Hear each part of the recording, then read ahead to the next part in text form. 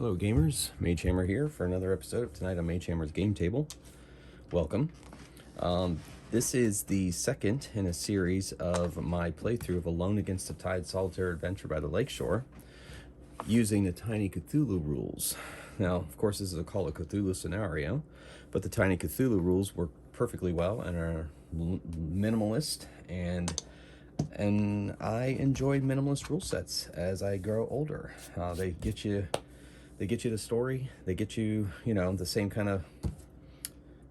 of excitement that rolling dice can get you in any system, and it does it much more smoother, and the story kind of comes through better. But that's just my opinion. What do you guys think about minimalist role-playing systems? Let me know in the comments. In the meantime, this is the second in a series, and the first series, the first episode, I took Professor Dr. Thornton Null through it, but he ended up dying to the creature, maybe a minor version of the creature on the cover of this adventure, and also the rising tide, so that was a bit unfortunate. So I've decided I'm going to give it one more shot at least, and I'm going to do it with another character I've created, John Bahr. And if you'll notice, it is an homage to Alan Bahr, who designed the Tiny Cthulhu rules. So John Bahr is a soldier. He came from a family of soldiers, served in the First World War as part of the Navy. But it was like Navy Special Forces, I think, before the SEALs. I don't believe the SEALs were in effect in the 1940s. I think they actually came about after that, but I think the Navy had like the Frogmen, and I think the Frogmen evolved into the SEALs. For those people with military knowledge out there, please correct me if I'm wrong. Well, John Bahr here has 9 hit points as a soldier, corruption 7. He has boot camp, which allows him to have 2 weapon groups instead of 1. He's tough, which adds to his hit points. And then Die Hard allows him, I believe, if I remember correctly, if he falls to 0 hit points, he actually is at 1. It reduces it to 2 hit points, and it can only happen once per day. Die Hard, I'm not going down that easy. So, for those of you that did not watch my first video, I backed the Tiny Cthulhu Kickstarter a year or 2 ago, and I've been using that system for solo play. I also ran a Tiny Cthulhu campaign during the pandemic online with some friends of mine. It worked out really, really well.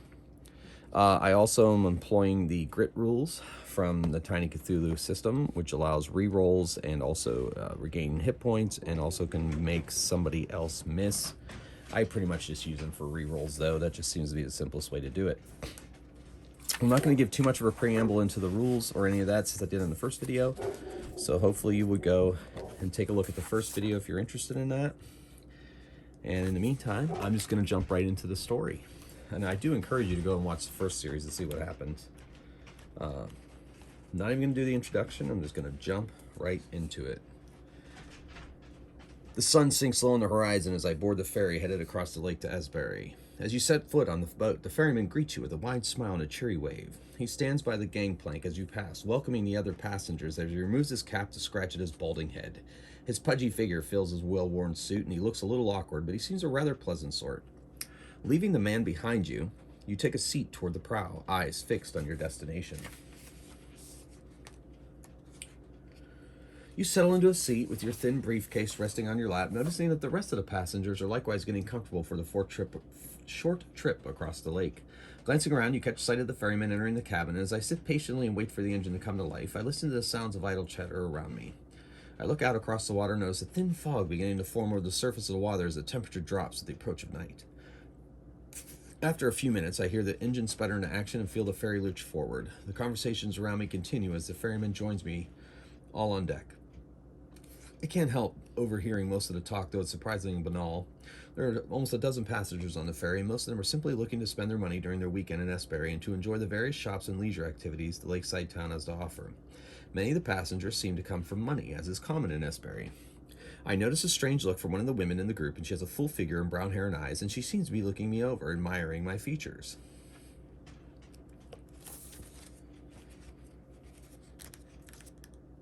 Going on to the next section. The woman clearly sees something in me that she likes. Perhaps it's my looks or the glint of intelligence in my eyes. She gives me a sly wink before turning back to her companions, and I likewise turn my attention to the rest of the passengers. Sitting apart from the general crowd are two men in dark, well-tailored suits, whispering quietly to each other. They have unamused expressions on their faces, as if they don't seem to be pleased to be here. Perhaps they're on business. Noticing that I'm sitting alone, a ferryman approaches me and stands over me with his characteristic smile. I notice he's missing a tooth in the upper left corner of his mouth, and his eyes are as bright as they light upon me. Good afternoon. You look a bit lonely there, friend. What brings you to Esbury?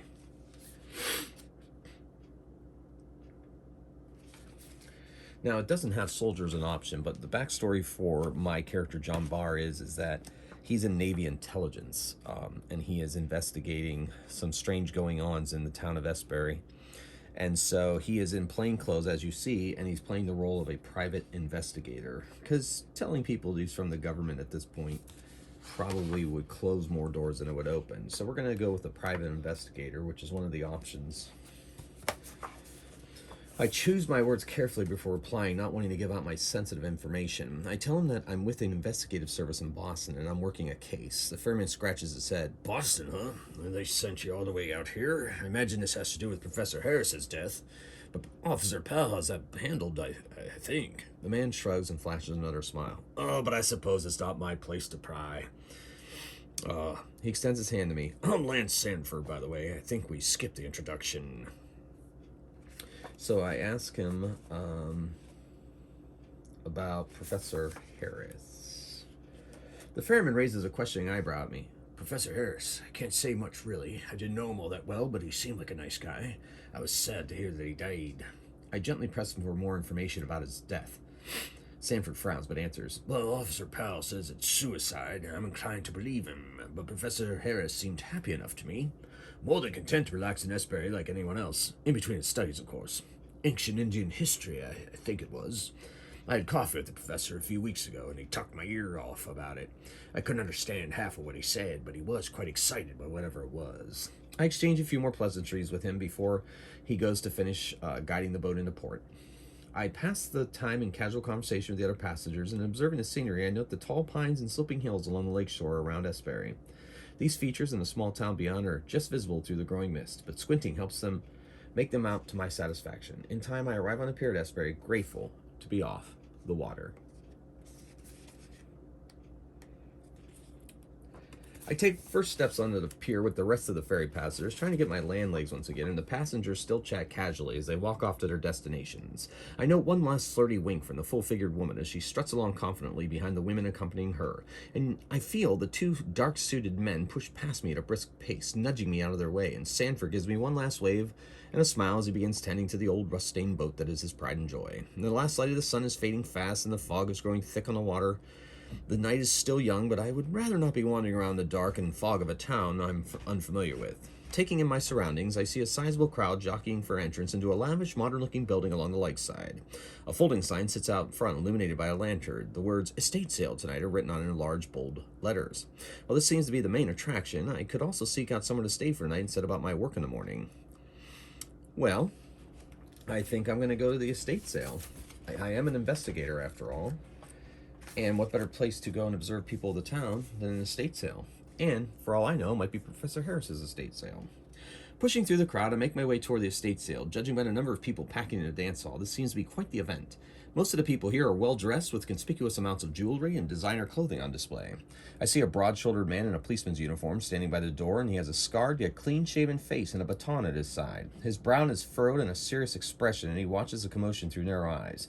As I mingle with the assorted academics and collectors, I notice a few other faces that stand out in the crowd. Most immediately, I spot a man in flowing orange robes with tawny skin. He seems more than a little out of place and is garnering some odd looks from the other guests. Glancing around further, I seem to notice that the two dark-suited gentlemen from earlier standing in the corner toward the front of the room, talking to a young dark-haired man in a dated yet elegant long coat. He is of a slight build and has rather sharp features. A thin wisp of a mustache hangs beneath his nose. Most noticeable, though, is the rather attractive young woman standing on the stage at the front of the room next to a bespectacled old man. Long black hair cascades down her shoulders, accentuating her pale features and complementing her formal black dress. Occasionally, she and the older gentleman peek at objects hidden beneath white sheets and the sale items waiting to be displayed. Well, there's several options for people for me to talk to. I think maybe I'll say hello to the officer. Maybe let him know who I am, maybe, or what my cover story at least is, private investigator. We'll see. I turn around and backtrack toward the entrance to the ballroom. Something about the officer by the door catches my attention and holds it. He gives off a commanding presence, and his eyes bore into me intensely as I make my way over to him. As I move within earshot, he rests his hand on his baton and clears his throat. I really hope there isn't going to be any sort of problem, citizen. I wouldn't want to see anyone getting hurt tonight. His hand does not move from his baton. Make a psychology roll if I succeed. Well, since I'm educated... Oh, I'm not educated. I know people, but I'm more of a physical character. I'm no dummy, but I'm just going to make this a regular test. So I need a 5 or a 6. And I get a 2. But I'm not going to use a grit roll, so I'm going to fail. So I'm going to go to that other entry. The officer seems rather alert and vigilant. It'd probably be best not to bother him and let him do his job. He clearly does not need or want my help in any way. So let's see who else I can talk to. I'm going to go talk to the man in orange. Here's kind of a picture of him. I don't want to give away too much, but a quick picture of him right there. There he is. So I'm going to go talk to him. Alrighty. So if I do that, I go to this page, or this entry, not page, entries. Okay. I approach the strange man. He seems well-traveled and weary, and his long orange robes are a stark contrast to the fine suits and dresses of the New England financial elite. He seems decidedly out of place. I open my mouth as if to speak and find him staring intensely at me. Make an anthropology roll. Well, I'm not educated, so I'll just do 2 dice. I do not succeed. I don't know if I want to use a grit roll this early. I'm not going to use it. I'm just going to fail. Go to this entry. I blurt out a greeting, trying to make the stranger feel welcome. His face contorts in a look of disappointment, and the man turns his back on me. I have clearly displeased him somehow, and he wants nothing more to do with me. Man, at this rate, I'm never going to get any information out of anybody. All right, let's go talk to... the dark-suited men are a bit sus. Let me mingle with the crowd and just see what I can hear. Rather than single anyone or anything in particular out, I feel it would be best to use my time to get a general impression and speak to multiple people to get their points of view, especially because I can't seem to make any tests so far. Hearing the talk around the room, I come to understand that most of the people who have gathered here are merely treating this as a social event. However, there are a fair number of academics and collectors in attendance as well, and judging by the relative wealth of the townsfolk, I imagine that there will be lots of bids placed on the items. While walking among the guests, I happen to notice a pair of men conversing in hushed tones. They seem to be trying to avoid being overheard, but a keen ear might be able to catch what is being said.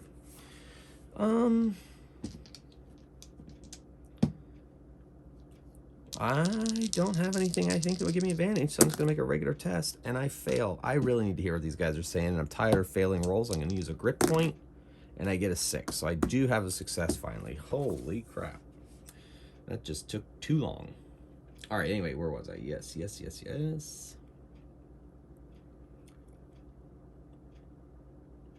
There it is. If I succeed, go there. So I'm going there. I position myself close to the men and tune my ears to their conversation. Between you and me, I heard that most of these items are fakes, outright hoaxes and counterfeits. Harris was a doddering old nut. He claimed that his findings predate this earliest known records of ancient India, but that's impossible. They're completely inconsistent with all the other data. Besides, there's a reason why he left the Miskatonic, if you catch my meaning. The other man nods his approval. You are wrong. His findings are properly supported by evidence, yet he keeps trying to publish his hogwash. I imagine that's why he had him resign. Still, at least a few of the items might be authentic, so hopefully this won't be a total waste of time. The first man shifts his stance and lowers his volume slightly again to where it's just perceptible. Maybe. And that monk over there does seem to lend some validity to your claim. If an actual Indian wants them, perhaps there's something valuable there. Well, we finally got some information. Sounds exciting. Alright. Now I'm going to go say hi to the dark-suited men and see if I can do anything with them.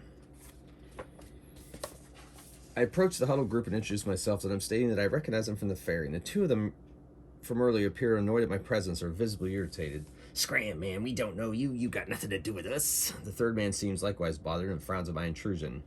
They certainly make me feel unwelcome. Ignoring me in hopes that they'll leave, the two men in suits turn their backs on me, and I see the jacket of each suit shift oddly as if it's ill-fitting. I think I have a suspicion of what that is, so I'm giving myself advantage on this, given my archetype. And I do get a 5, so I succeed on the spot hidden roll. So let's go to the entry and see what we can see. I am well traveled enough to know that the two men are concealing handguns at their waist. See, I knew it, and that's something a soldier would have seen.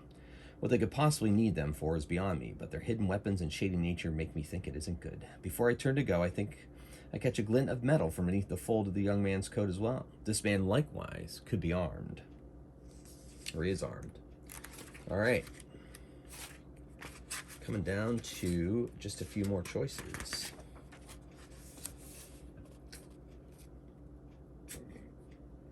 I only got really one more choice, and I'm going to go to it. The man and the woman at the front of the room. I make my way to the stage, navigating around the many guests in the dance hall. My eyes lock firmly on the woman, and hers rise to meet me, and she looks up from peeking at one of the hidden objects. She stops what she's doing as I approach, and a smile appears on her lips, and she notices that she's caught my eye. She rests her left hand on her hip as I come to stand at the foot of the stage, and the old man behind her continues his inspections, either unaware or uncaring that I've come to distract them. The woman leads towards me over the edge of the stage, and I can see her makeup has been painstakingly applied despite her status as a recent widow. I clear my throat, and I meet her gaze, and promptly introduce myself. She extends her hand to me formally. "Well, aren't you a new face in town?" she teases. "We get those quite a bit here. No doubt you plan to bid on some of my late husband's things. Good for both of us, I say. Just be sure to give a good price for little old me, all right?" She winks slyly at me, and I realize now would be a good time to get some more information from this woman, who might be the most well-informed regarding my interests. She certainly seems like the flirty sort and would probably respond well to more of the same. Well, I'm going to make this a regular test. I really think I need this information. I'm going to spend a grit point, and that's probably going to regret this. Oh, at least I made the roll. So let's see what information she gives me, and hopefully it was worth the grit point. So here we go. I take her hand in mine and bring it to my lips, keeping eye contact with her as I do so. She giggles and her smile grows wider as she regards me with interest. "My, aren't you the charmer? If I weren't a widow, I'd be thrilled, but I still must mourn my husband. Do you understand? He was a stuffy old goat and obsessed with his studies. I have no problem selling his things, mind you, but that's because I need the money. A girl like me gets used to a certain standard of living, after all. But I can't very well go chasing after the first suitor who comes to replace him, no matter how fetching." She winks at me again and rests her hand on my arm and lowers her voice to a whisper. "Perhaps you could join me for a drink later. I have a little bit set aside for good company. I won't tell if you don't." She seals the conversation with a final wink before lifting her hand and turning back to the stage and its hidden artifacts. Well, back to this entry, which pretty much is going to leave me with nothing else to do except leave the hall. So I don't get to see what people are buying, but oh well, I'm leaving the hall. While the estate sale seems interesting, I must feel more secure with a roof over my head for tonight, so I pull someone out of the crowd and inquire as to where I can find a room to rent. I'm directed a few blocks into town to a modestly priced hotel a few buildings down from Esbury's police station. As I enter in from the cool night air, I'm greeted by a heat of the roaring fire. A small front room feels stuffy and cramped, and the bulk of the space is dominated by the large service counter, behind which sits a wiry-looking wisp of a woman. She turns her wide eyes to me and asks my name, and then quotes me a price that's more than fair. With the transaction complete, I haul my thin briefcase up the stairs, unpack it, and settle into my room for the night. I wake in the morning, grateful for the rest. I rise from my bed and take in the modest surroundings that make up my room, and the furnishings are sparse. A small, poor-quality dresser and a cramped, dusty writing desk tucked into the corner. Sitting atop the desk is a plate of eggs and toast, apparently set out for me by the hotel's owner. The walls are plain and unadorned, save for a single window that faces toward the lake. However, this view is currently blocked by the incredibly thick fog, which has taken on a pale green hue. My vision is obscured entirely, and I cannot see into the depths of that outlandish green mist. I also notice my personal belongings placed around the room exactly as I left them the night before.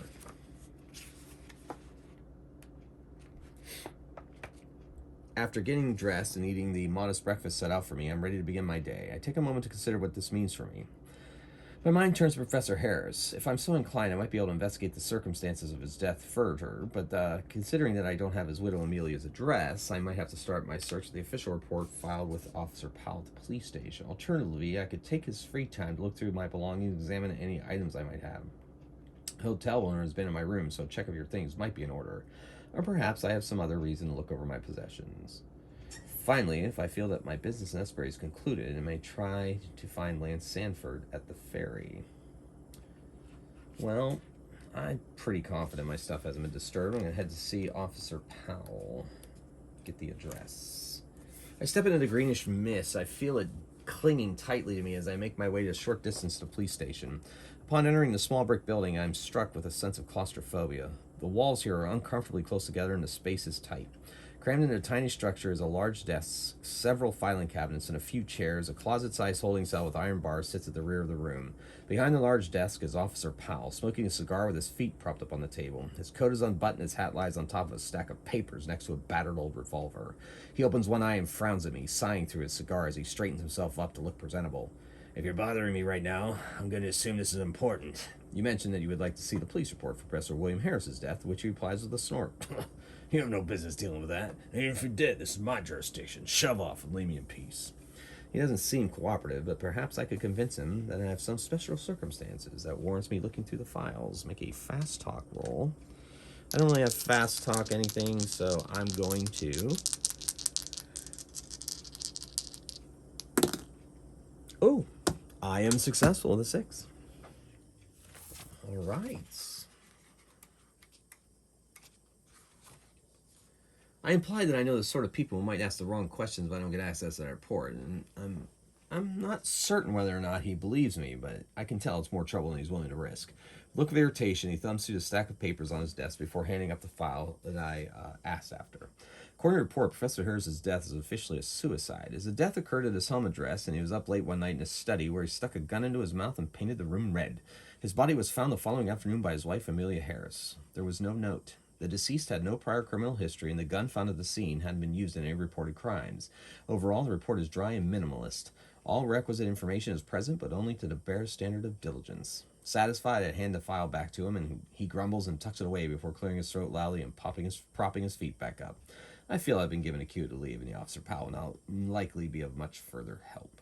Well, time to go to the Harris household. Got the address. Let's go see what I can see. Talk to who I can talk to. The widow, I assume. I walk into the town toward the Harris address. Even though in the location it's difficult for me to find my way due to the unfamiliarity with the town and the density of the peculiar green mist. As a result, it's some time before I arrive at the Harris house, and as I approach the building, a man steps out of the fog, blocking my path. He's young and thin, with rather angular features and a faint hint of a mustache atop his lip. He's dressed in a dark suit and stares at me from beneath a flat cap. You're an unwelcome surprise. I don't know what you're looking for, but you won't find it here. My eyes betray me as I glance at the Harris house, and the man scowls visibly. Why don't you leave the poor widow alone, you creep? If you want to bother her, you're going to have to go through old Joshua here, capiche? His hand brushes beneath his coat as if searching for something, but then he stops himself. He pauses for a moment, looking me over once before spitting on the ground at my feet and turning away. I'm going to let him go. No, I don't think I'm going to let that go. Let me call his name and see what... give him a little bit of a menace. I call out to Josh to explain himself, half expecting he'll simply brush me off, but surprisingly he turns to my direction and steps towards me. As he moves closer to me, I can see once again that his features despite the fog. You see now that he is visibly red in the face and his eyes are bloodshot, and he's clearly livid. His hand darts beneath his coat and reemerges holding a Colt M1911, which he points directly at me while speaking in an agitated manner. What the hell is your problem? I threaten you and you come back for more? Do you have a death wish? Leave Amelia alone. I've been about this for far too long for you to wander this town and ruin it for me. He shoves me back and levels the gun at my face. Looking me dead in the eyes with sweat on his brow, he grits his teeth, panting and huffing for a second before holstering the gun and bracing himself against a nearby building. Get the hell out of my sight. If I have to look at your goddamn face of yours one more time, one more second, I'll put another hole in it. I seem no reason to further provoke Joshua, and I hurriedly leave him where he is. So I press on to the Harris house, because I'm here to investigate. Despite Joshua's urgings, I feel compelled to speak to Amelia myself, so I approach the front of the house and note my surroundings. The house's exterior hints at the wealth of the occupants, but then again, so do most places in town. Directly across from residence is a small church where religious iconography seems to have inspired the Harrises in the design of their own home. A bronze cross hangs over the front door, and a decorative column lines the outside walls of the two-story house. All in all, the architectural style is somewhat baroque, completely with a pair of carved angels lounging beneath the eaves that are just visible through the strange haze. I knock on the door and wait in the mist for a few moments, hoping for someone to hear me. Eventually, much to my relief, the widow Amelia answers the door. She's wearing a bright red dress, which accents her deep crimson lipstick. She appears to have taken great care over her appearance. She flashes me a smile and invites me inside. The house opens into a large foyer, and I see various crates and bundles stacked high along the walls. Just selling off a few more of the common things. Mind the mess. The porter hasn't come for it yet. She takes me by the hand and leads me past the stacks of items, helping me to pick my way through deceased Professor Harris's assembled possessions. She takes me into a small drawing room full of antique furniture and offers me some coffee. After settling in and exchanging a few well-mannered pleasantries, I ask in more detail about the late Professor Harris. She sighs theatrically and looks down at her hands. I can't imagine what you'd want to ask about William. I found him in his study with a gun still in his mouth. What more would you want to know? Make a psychology roll. And I fail. Keeping my grip point. I nod sympathetically. The woman is clearly uncomfortable talking about her deceased husband, and anyone would want to put that behind them. But I pause for a moment, trying to frame the next question with a measure of sensitivity. I open my mouth to speak, but I am interrupted by a loud knock at the door. Amelia jumps up, startled, and stands there for a moment in confusion as the pounding on the door resumes. Police! Open the door! Amelia's face drains white as she goes to answer the knock. My gut tells me something is wrong here. I feel uneasy about the officer at the door, and I tell myself I'm being irrational on edge, but I have trouble fighting that urge. I have a few precious moments to react. I think I hid last time, so I'm not going to hide this time. I hear a muffled exchange of words through the door, and within moments, Officer Powell emerges in the room with Amelia in tow. Powell's thick brows knit together in anger, and his voice conveys a serious weight, and his eyes bore into me. He glances down and notices his revolver is drawn and aimed at me. You're under arrest for trespassing. You've got no business being here, and you're coming with me now. He doesn't seem to be in a talking mood. It would be unwise to refuse, given the firearm directly at me. Still, it might be better to take my chances now than to rot in a cell. I don't really like the idea of fighting police, but at the same time, I'll go quietly. I don't really want to cause any trouble. The officer is armed and angry, so I decide it's probably best not to resist. I am escorted out of the house at gunpoint into the sickly green fog. Amelia neither says nor does anything as I pass, and she simply stares at me as I go. On the street just outside the Harris property, I spot Joshua grinning madly. His eyes meet mine, and his smile gets just a bit wider. He put Officer Powell up to this. He's not even trying to hide it. That still doesn't explain why, but at least I know for certainty that Joshua's not friendly to me, and that he has Powell in his pocket. I'm all this over as I've marched through the misty streets and taken to the police station. I'm ushered into the dim and dingy room and shoved into a closet-sized cell in the far wall. Officer Powell turns the key in the lock, sealing me in the cell, and he settles into his seat and pays no further mind as he begins puffing on a cigar. He seems to have no intention of letting me go anytime soon. So I can try to pick the lock, try to fast talk him, or spend the night in the cell. Let's try a fast talk. So I gotta make a test. And I'm successful, so let's see what happens there. All right.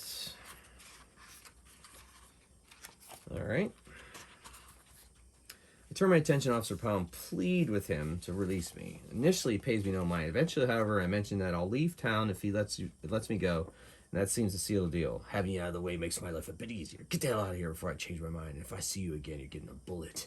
I do not hesitate to leave the cell as he unlocks it. Feeling it's the best course of action right now, I return to my room at the hotel. I turn the key in my lock and the door swings open and reveals a startling scene. My room has been ransacked. The bed is overturned. The covers are strewn about. The dresser drawers have all been pulled out and emptied. My briefcase lies open on the floor, and anything of value I had is gone. Anything I have gained from the estate sale is no longer in my possession. Anything I brought with me beyond the basic essentials is likewise missing. The window hangs open, letting the greenish mist in the room, and I close it to keep out the chill and begin to set things straight. Whilst I am overcome the shock of what has happened. As I consider my options, the sounds of a loud and violent commotion drift in from the room next door. I'm going to go investigate, because why not? Fearing that someone might be in danger, or perhaps that this commotion is somehow related to the theft in my room, I rush to investigate. I find the adjacent room's door open, and inside I discover a large and familiar-looking man in a dark suit. He looms over the prone body of a beaten and bloodied Buddhist monk. The The man in suit has clearly worked him over. The suited man has his back to me, and no doubt I've been noticed yet. With a little luck, I might be able to get to drop on him and subdue him quickly. Alternatively, if I've come into possession of a firearm during my stay in Esperay, I might be able to resort to lethal force. I do not have a handgun, as we all know. So, let's do it. I fight. Now this, I am good at. Light melee, my fists. Alright, so I get a result. I succeed. Go 97.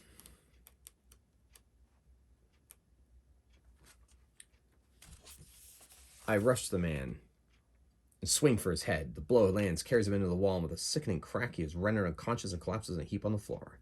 I stand over this wide-eyed monk. He seems battered and bruised and no doubt in some degree of pain. Still, he manages to rise on his feet and extend his hand in thanks. He offers words of gratitude to me for rescuing from his attacker. I am glad that you came when you did. That one was rather violent. It is regrettable that you had to hurt him so, but he will live. I inquire about the reason for the brawl, and the monk replies slowly. His friend robbed me of some of the relics of my temple. This one wished to stay behind and inflict harm on me so that I would not pursue them. I mention the robbery in your room and express common cause with him. The monk smiles at me and shakes my hand more vigorously. Then we shall go after our things together. I heard them discuss where they would meet up later after. That one, he points to the unconscious thug, was done with me. Wondering at my good fortune and not willing to turn down any aid, I accept the monk's offer. I doubt the suited man will be waking anytime soon, and I will both be gone by then. I simply leave him and exit the hotel with the orange-robed Buddhist leading me through the mist. Banyu, the Buddhist monk, chats casually with me as I walk through the fog. We both note that the light is beginning to dim through the mist, and this becomes a topic of conversation for a few minutes. It will be even harder to see soon. I would not like to be out any longer than we must. This fog is most unusual. Is this hue common here? I responded the greenish color of this fog is highly unusual, and he seems mildly perturbed. I've seen nothing like it at my temple in India either. The conversation continues like this for some time until finally I arrive at my destination. The place in question is a small house located on the edge of town near the church. Banyu informs me that he has no intention of going inside as he knows it may result in violence and he is opposed to physical conflict. He shoots a quick glance and then goes to stand by the church. I try the door and find it unlocked. I have no doubt that the men inside will be armed as I slip in quietly, hoping to avoid notice. Note down, meet Banyu, entry 215. Meet Banyu.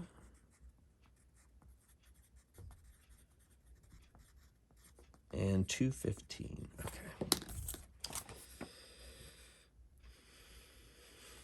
Alright, so I'm going to make a stealth roll. Not anything makes me particularly stealthy, so I got a 5, so that's a success. So I succeed. Let's see where that takes us.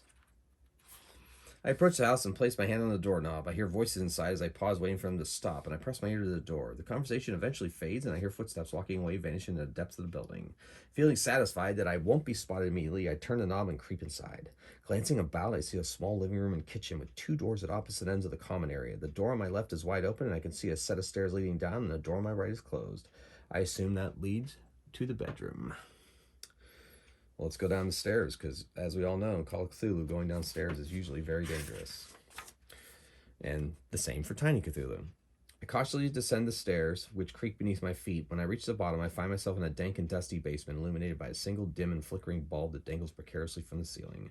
The room smells faintly of cigar smoke. I notice an old table across from me on which sits a strange collection of items, a pair of cracked clay cylinders, a gem-studded altar with curious scrawls, a stack of paper with an unusual-looking idol of sea-green stone fashioned in the shape of a lizard-like creature, and behind the table is still and other bootlegging equipment. I might consider looking over the items I've found here, or I could simply leave the basement. I'm definitely going to look over the items. Come on, what kind of a choice is that, really? It's no choice at all. I stand over the table and curious artifacts, confident that they have something to do with the strange events in Esperay. I decide it's best to look them over and glean what information I can. I begin leafing through the stack of notes, and I realize they contain some of the same characters that are written on some of the ancient items. I may be able to use these notes to assist in my translation attempts I wish to make. There's also an empty sack on the table that was used to bring these relics here. I am free to load them back up and take them with me. After examining each item, it will be added to my inventory, and I'll be redirected back to the entry or given the option to proceed as appropriate. I should not select any option more than once. When I'm ready, I feel free to leave. All right, let's look at the journal. Looking through the book, I become deeply engrossed and spend the next few hours in study. The time spent yields valuable information. Professor Harris made several trips to India starting about 12 years ago.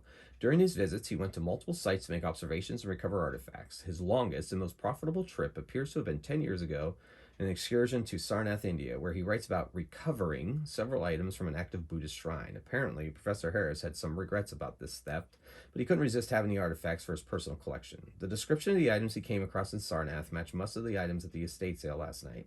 The clay cylinders, a gemstone-encrusted altar, and the lizard-like idol are all described in detail in entries related to his trip to Sarnath. These same items then appear throughout the rest of his journal, and he'd clearly been studying these items over the past decade and developed something of a fixation with them. It was that idol that initially caught Harris's eye, according to him. The depiction of the great and grotesque water lizard matched no description of any known Hindu deity.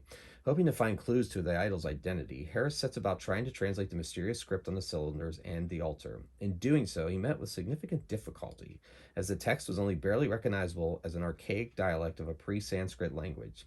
The process was slow and painstaking until about a year ago. At this time, Professor Harris writes of having a strange and enlightening dream. He reports walking in the ancient world from whence these items originated, a grand city of marble walls and onyx streets, of bronze gates and marvelous palaces and gardens. He writes of visiting the 17-tower temples of this ancient city and meeting the bearded gods who dwell there sat upon their ivory thrones. Harris calls the strange place Sarnath, despite the sheer impossibility of this. He claims that among the temples he learned the secrets of the ancient writing. His next entry goes on to describe the odd clay cylinders as the brick cylinders of Kadatheron, though he hadn't yet identified the other objects. The next few pages have been torn from the journal. The entries resume with more mundane matters, though there are still references to the artifacts from time to time. The more recent entries in the journal speak of Harris's daily studies and living with Amelia. It's clear that he cares about her deeply, and from the way he writes about her, and he laments that his studies keep him from spending time with her that he would like. Instead, he lavished her with gifts and money, which she is all too happy to accept. He notes that Amelia had never been happier, despite the distance between them. The last entry to catch my eye is dated a little over a week ago, and apparently the pages torn from his journal went missing only recently.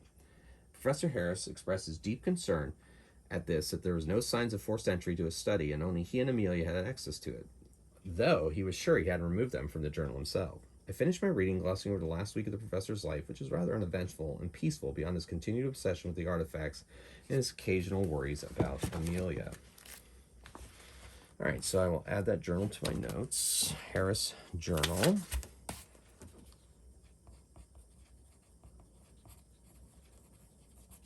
All right. Then I'm going to go look at the, I guess I'll just go in order. Clay cylinders. I turn the hardened clay cylinders over my hands, the eyes falling in large cracks running through both items. Despite this damage, their solid construction has led to the cylinder's survival throughout the ages. The next most obvious quality is the strange writing that is plastered on the side of each cylinder. It's quite remarkable that it doesn't resemble any language known to me. Using notes on the table, I attempt to translate it. Well, I'm not educated, but I have a regular... I managed to find some matching characters, I guess. That's good. I turn the hardened clay cylinders over my hand and squint to make out the tiny script pressed in their sides. Consulting notes stacked beside me, I begin to work out a rough translation. The cylinders tell the story of the lake mist green beings of Ib, with their bulging eyes, pouting, flabby lips, curious ears, and voiceless mouths. It speaks to the origins of these strange beings, how they descended one night from the moon in a mist and gave praise to the chiseled sea stone idol, the buck rug beneath the gibbous moon. It goes on to describe their strange city of stone and their ritual destruction of precious metals to appease this detestable water lizard. The tale is perplexing and impossible, but if true, it is rather frightening. I recall the green mist outside and note with alarm that the moon is gibbous tonight. As I place the clay cylinders in the sack, I glance over at the sea green idol nearby and am further chilled by what this might portend. Clay cylinders.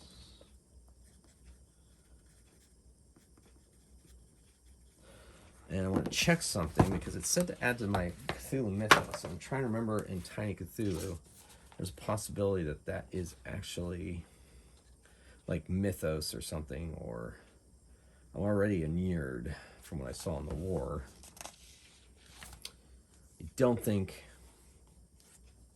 I swear I remember reading something about it. As you learn more and more stuff, you can eventually get it as a trait. I don't think it's under magic, because I don't really know about magic. Maybe it's under corruption. Maybe not. I don't think so. Tomes, they're not really a tome. I guess I'm not really going to look for that. I'll just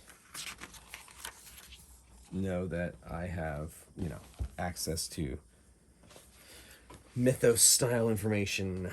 All right. All right, and now I'm going to look at the gemstone altar. I examine the extraordinary altar. The most readily apparent features beyond its size are the many gemstones set into its surface. They are greenish yellow color and shine even in the half light of the room. I also notice strange lettering written in broad strokes along the object's sides, and these symbols are smeared and sloppily done, suggesting they are written with some haste. What I originally taken for paint is, upon closer examination, dried blood. While I cannot be certain, it would appear that this item has been involved in some tragedy.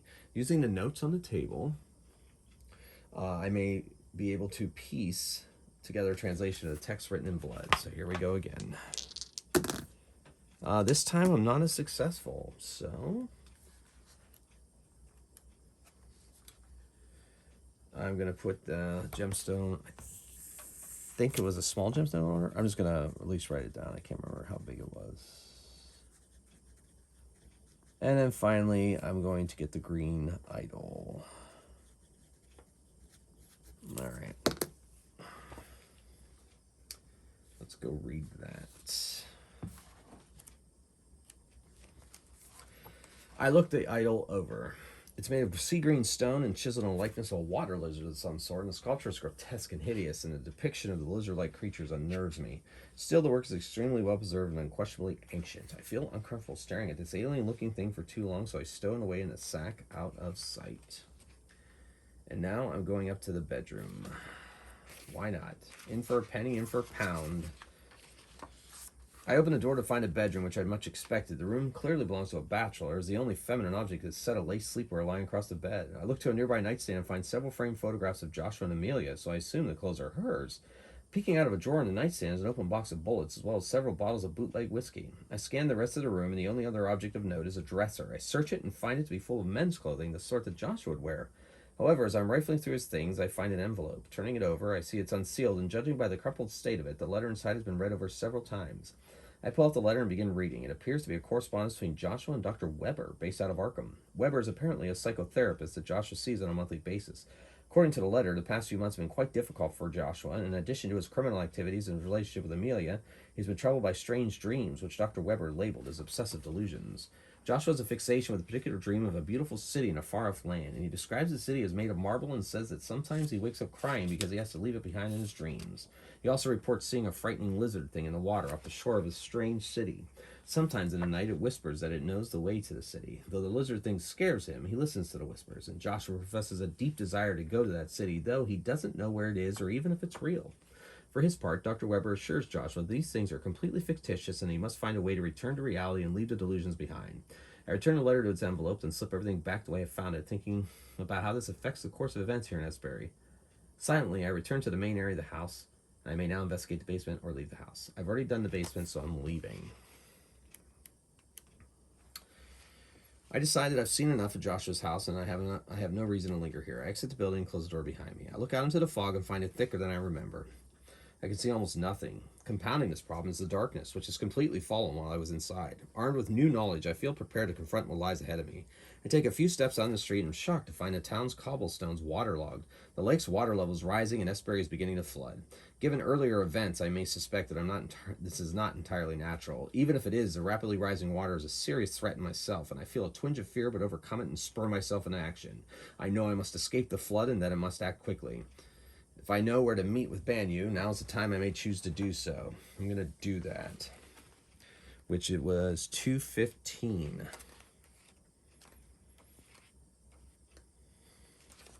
I rush across the street and into a church, and all the while splashing over the ever-rising water. I slam the door behind me, and I make my way down the aisle toward the Buddhist monk standing beside the high altar. As I approach him, I can see that the man looks shaken. His eyes are wide and his hands tremble as he holds onto one of the pews for support. He fixes his gaze upon me and starts speaking quickly in a language I don't understand. He stops himself and begins speaking frantically. "I did not think you would make it back. Are you okay? Did you see what is out there?" I mention the rising water, and he shakes his head vigorously. "No, the creatures in the mist, the green monsters." I raise a skeptical eyebrow, and he leads me to the door. He cracks the door open slightly, and I gaze out into the mists.